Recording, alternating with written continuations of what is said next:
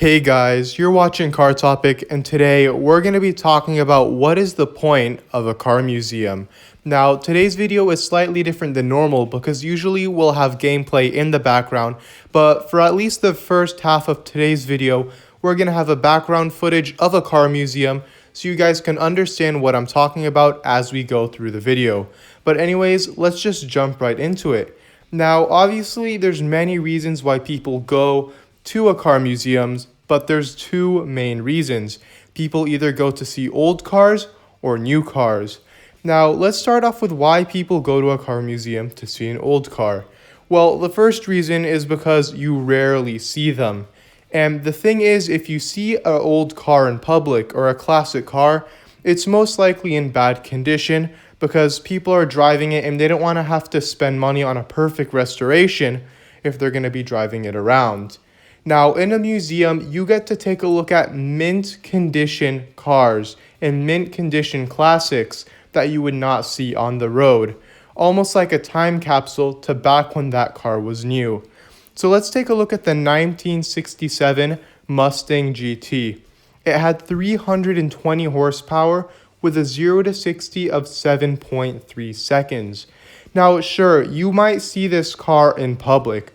And by the way, if you do, it's a very rare sighting.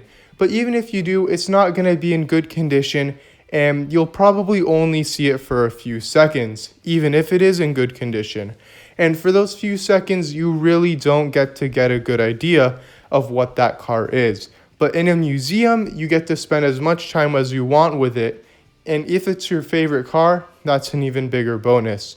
Now, let's take a look at the Model T. This car was made from 1908 to 1927.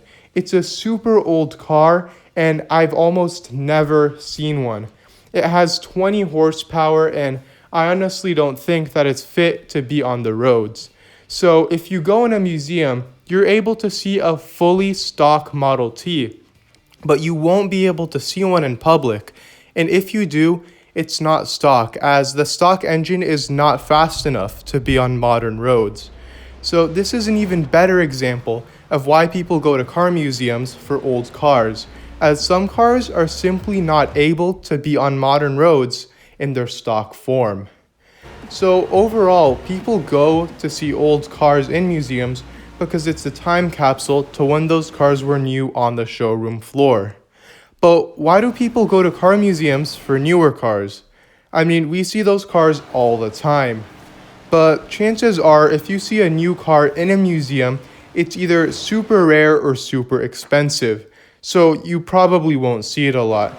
And even if you do see a really cool car in public, you'll only see it for a few seconds before it drives off. Now, let's take a look at the Lamborghini Murcielago. It has 632 to 661 horsepower, and it has a 0 to 60 of 3.4 seconds and a quarter mile of 11.7 seconds. Now, this is a fairly new car, but it is barely seen in public, and again, if you do, it's only for a few seconds. In a car museum, you get to spend as much time as you want with this car in its mint condition, which is something great even for a new car. So overall, a car museum allows you to spend time with the cars that you love in their best condition. Now, we've gone over why people go to a car museum for really old classics or for really new cars that are pretty cool. But sometimes when you go to a car museum, you'll see a car that you find all the time on the roads. Now, why is that? So in order for you guys to understand why these cars exist in museums, let me give you an example. Now, the 2004 Mustang convertible has 190 horsepower, and it's a pretty fun car, don't get me wrong. But did you know that a few of these cars had a 40-year anniversary badge on them for the 40th anniversary of the Mustang being around? Now, this is exactly my point. This is a pretty unassuming car, and I'm sure you see it all the time, but it has such a cool feature on it that I bet you didn't know. And even if you did, it's a pretty cool thing that would be really awesome to see up close. This badge is located right behind the front wheels on both sides, and it just shows how the Mustang has been around for quite a while. Now, there's many other cars that look very unassuming, but have these really cool features that you never thought you'd have.